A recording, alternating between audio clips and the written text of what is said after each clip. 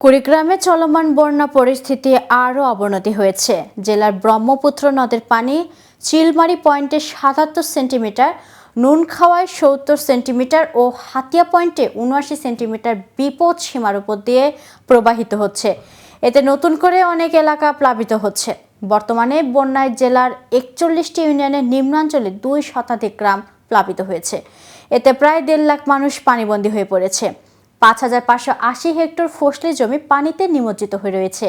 প্রায় ১.৫ শতাধিক শিক্ষা প্রতিষ্ঠানের পাঠদান বন্ধ রয়েছে। তবে জেলা প্রশাসনের হিসেব মতে দুর্যোগ কবলিত মানুষের সংখ্যা ৬২,২০০ জন। এ বিষয়ে বিস্তারিত থাকছে প্রতিবেদনের বাকি অংশে। সাথে আছি আমি মিথিলা। এদিকে দুর্গতদের অনেকে বসত বাড়ির বাঁশের মাচা, নৌকা ও কলা গাছের ভেলায় আশ্রয় নিয়ে মানবেতর জীবনযাপন করছেন। বানের পানিতে অনেকে গৃহপালিত পশু পাখি ভেসে গেছে। বন্যা কবলিত এলাকাগুলোতে খাদ্য, বিশুদ্ধ খাবার পানি, শুকানো খাবার ও জ্বালানির তীব্র সংকট দেখা দিয়েছে। এছাড়া চারণভূমি তলিয়ে যাওয়ায় গোখাদ্যেরও তীব্র সংকট দেখা দিয়েছে। বানভাসীদের অনেকেই গবাদি পশুসহ বন্যা নিয়ন্ত্রণ বাঁধ এবং আশ্রয় কেন্দ্রে দিনানিপাত করেছে। জেলা সদরের যাত্রাপুর ইউনিয়ন পরিষদের চেয়ারম্যান আব্দুল গফুর বলেন, ইউনিয়নের অনেক চর ও দ্বীপ বন্যার পানিতে তলিয়ে গেছে। পানি উন্নয়ন বোর্ডের নির্বাহী প্রকৌশল মোহাম্মদ রাকিবুল হাসান জানান, জেলার ওপর দিয়ে বয়ে যাওয়া ব্রহ্মপুত্র সহ আরও নদ নদীর পানি বৃদ্ধি আরও ৪৮ ঘন্টা পর্যন্ত অব্যাহত থাকতে পারে।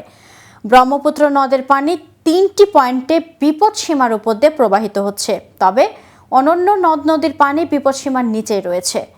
জেলা ত্রাণ ও পুনর্বাসন কর্মকর্তা আব্দুল হাই সরকার জানান, ইতিমধ্যে ৯টি উপজেলায় বানভাসীদের জন্য ২৮২ মেট্রিক টন চাল ও ২১,৮৫,০০০ টাকা বিতরণের জন্য বরাদ্দ দেওয়া হয়েছে।